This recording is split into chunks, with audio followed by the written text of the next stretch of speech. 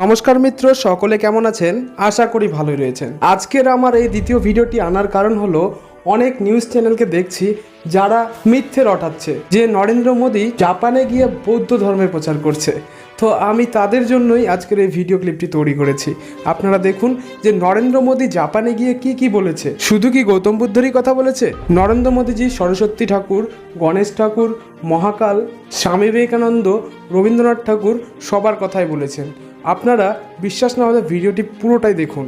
साथियों, स्वामी विवेकानंद जी जब अपने ऐतिहासिक संबोधन के लिए शिकागो जा रहे थे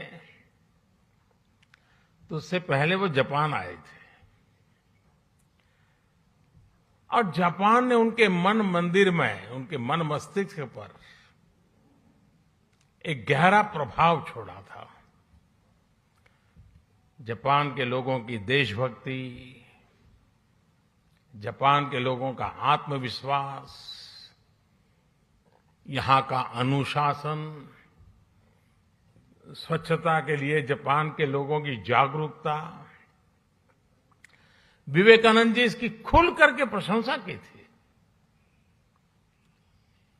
गुरुदेव रविंद्रनाथ जी टैगोर ये भी कहते थे,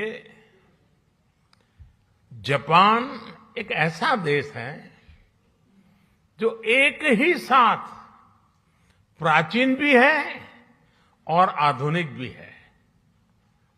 और टैगोर ने कहा था, Japan has come out of the immemorial east like a lotus blossoming in easy grace, all the while keeping its firm hold upon the profound depth for which it has sprung।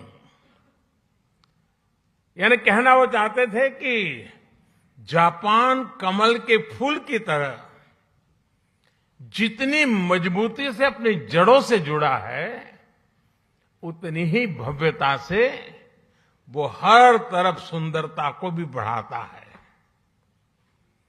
हमारे इन महापुरुषों की ऐसी ही पवित्र भावनाएं Japan के साथ हमारे संबंधों की गहराइयों को स्पष्ट करती हैं। साथियों, इस बार जब मैं जापान आया हूं तो हमारे डिप्लोमेटिक संबंधों को 70 साल होने जा रहे हैं, 7 दशक। साथियों, आप भी यहां रहते हुए अनुभव करते होंगे, हिंदुस्तान में भी हर कोई अनुभव करता है कि भारत और जापान नेचुरल पार्टनर है। भारत के विकास में, भारत की विकास यात्रा में जापान की महत्वपूर्ण भूमिका रही है। जापान से हमारा रिश्ता आत्मीयता का है, अध्यात्म का है। जापान से हमारा रिश्ता सहयोग का है, अपनेपन का है। और इसलिए एक प्रकार से इस रिश्ता हमारा सामर्थ्य का है, ये रिश्ता सम्मान का है, और ये रिश्ता विश्व के लिए साझे संकल्प का भी है। जापान से हमारा रिश्ता